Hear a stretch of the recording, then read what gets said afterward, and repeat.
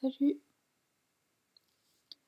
Euh, Aujourd'hui, je voulais parler du deuil animalier, du deuil qu'on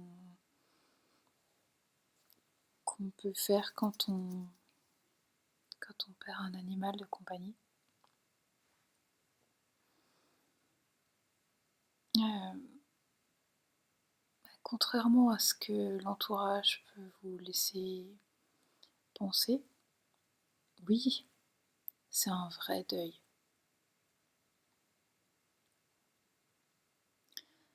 Euh, pour beaucoup de gens, hein, un animal de compagnie, c'est comme un membre de la famille. Il est avec nous toute la journée. Il est, il est là dans toutes les tâches du quotidien. Il est toujours présent. On dort avec. Il est là quand on mange. Il est là quand on prend une douche. Il est là avec vous tout le temps, votre animal de compagnie. Et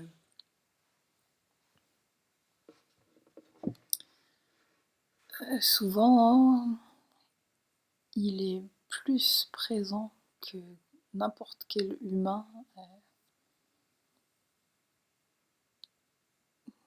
n'importe quel humain de la famille, surtout pour les gens qui vivent seuls.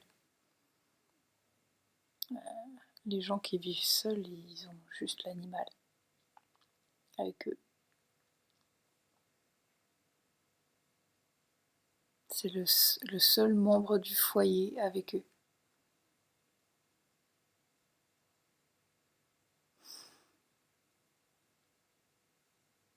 Et ça, souvent, la société, elle comprend pas. Qu'on puisse être affecté de la perte d'un animal autant, voire plus que, que, que pour la perte d'un être humain.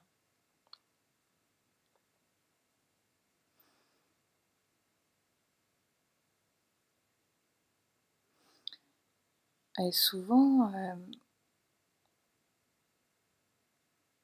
ça a été mon cas, et je sais que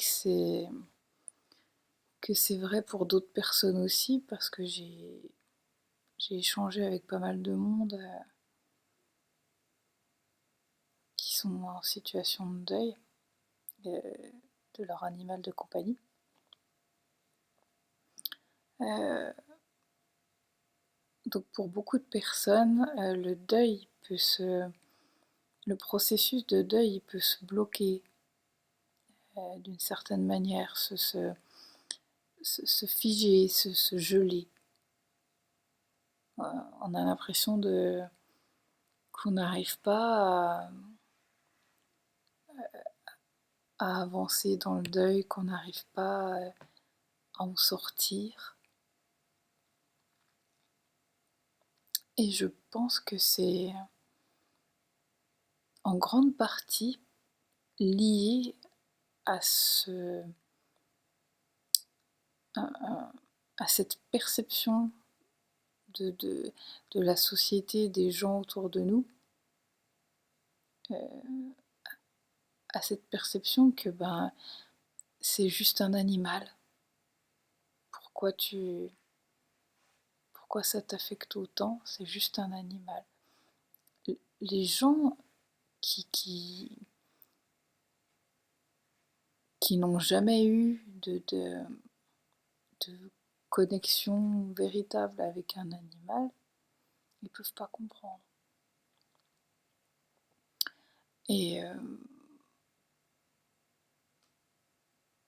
pour la personne qui a perdu un animal, pour la personne qui est en deuil de son animal, ça rend les choses très difficiles de constater tous les jours en fait autour de nous que pour les autres gens, c'est pas grand-chose. Euh, euh, c'est très difficile, ça gêne, ça, ça gêne la progression des sentiments dans le deuil. On n'arrive pas à avancer parce que les gens autour de nous ne comprennent pas. Il y a aussi quelque chose de très important, c'est que quand un humain décède, notre société elle repose sur des rituels. Même pour les gens qui sont athées, on va faire des rituels à la mort de quelqu'un. Il y a des rituels, les gens se réunissent, les gens parlent de la personne disparue, les gens se consolent, les gens vivent ensemble et partagent ensemble ce deuil. Quand on perd son animal de compagnie, on est tout seul. À moins d'avoir vraiment une personne dans le foyer avec nous, avec qui on partageait cet animal de compagnie, on est tout seul. Et l'entourage plus ou moins proche, les amis, les collègues, ils comprennent pas. Ils comprennent pas.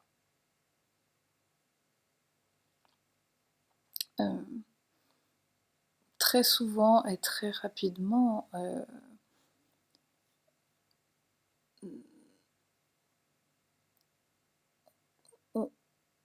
on nous fait des réflexions, on nous dit reprends-toi, des fois très tôt, hein, des fois une semaine après, reprends-toi.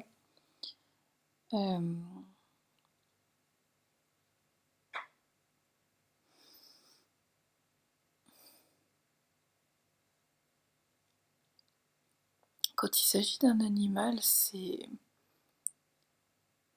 la personne en deuil, elle peut pas partager, ce deuil-là avec son entourage. Et on a tendance au contraire à se sentir rejeté. Parce que c'est juste un animal. C'est juste un chien, c'est juste un chat. Pourquoi t'en fais toute une maladie? Pourquoi pas en chercher un autre? Toutes ces petites phrases-là. Quand un humain décède, les gens comprennent la douleur de l'endeuillé. Quand une femme perd son mari, l'entourage comprend, l'entourage se fait une idée de la douleur de la personne.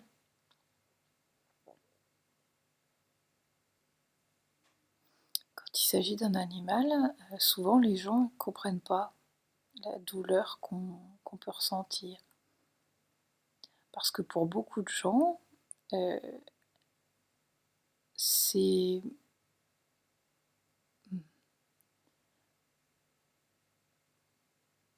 pour beaucoup de gens, c'est quelque chose d'inconnu de savoir qu'on peut rencontrer un animal de la même manière qu'on peut rencontrer un être humain. Un animal, il a une personnalité aussi.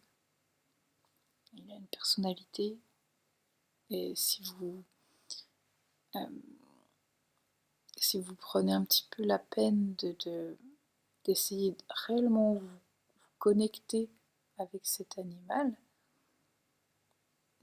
vous allez rencontrer l'animal à travers son caractère, à travers ses comportements. C'est pas propre uniquement aux relations humaines de rencontrer une personnalité.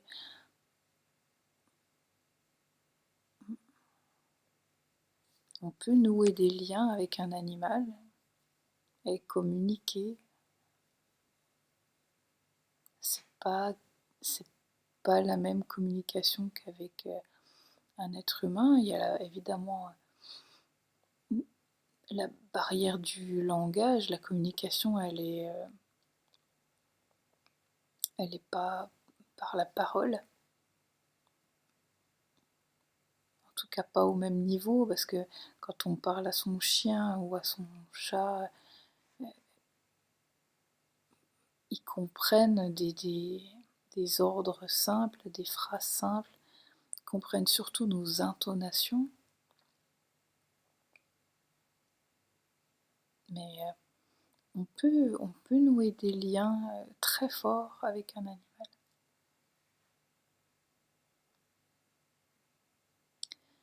Et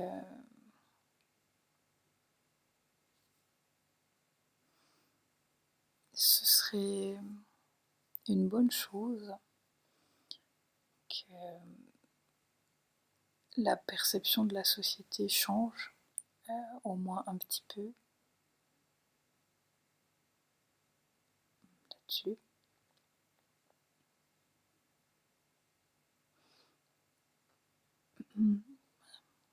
Qu'on nous dise plus c'est qu'un chat.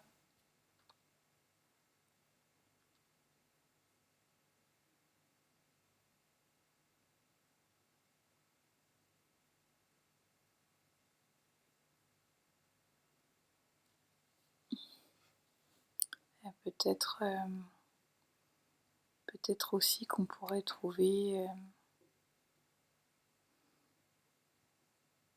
un rituel pour partager avec au moins une ou deux personnes.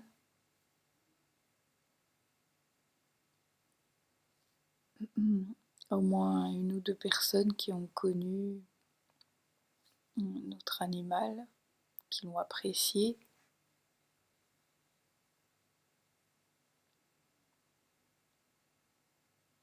Pour qu'on puisse partager ce deuil de la même manière qu'on réussit à partager le deuil quand il s'agit d'un humain.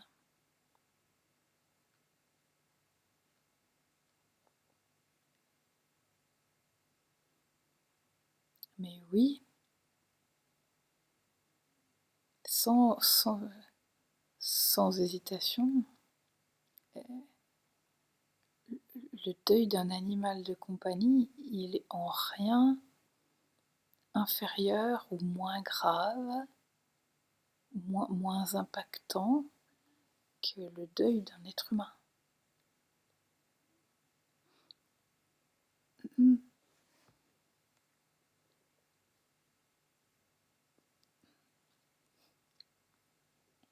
Excusez-moi, je suis un peu fatiguée.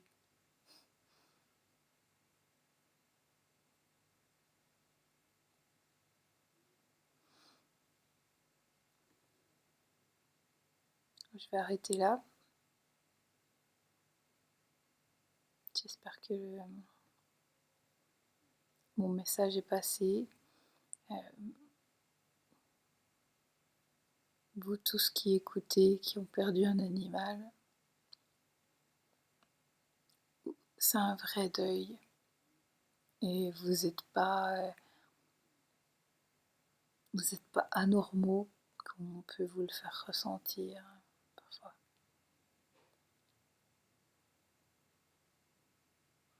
Et prenez le temps. Prenez le temps, prenez tout le temps dont vous avez besoin.